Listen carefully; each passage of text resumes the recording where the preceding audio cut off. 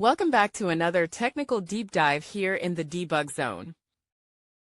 Today we're tackling a big question and breaking it down with insights from other users. Hopefully this clears up some misconceptions and helps you get the answer you need.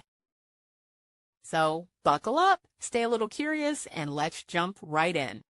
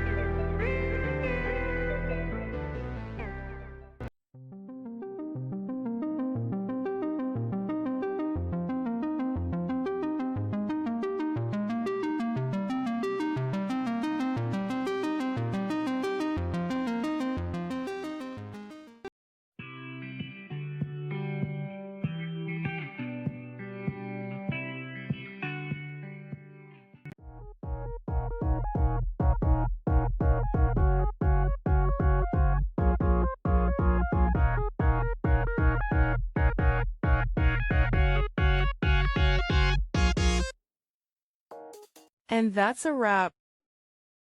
I hope you found the answer you were looking for. If you did, take a second to hit that subscribe button. It really helps out. And let me know in the comments which solution worked best for you.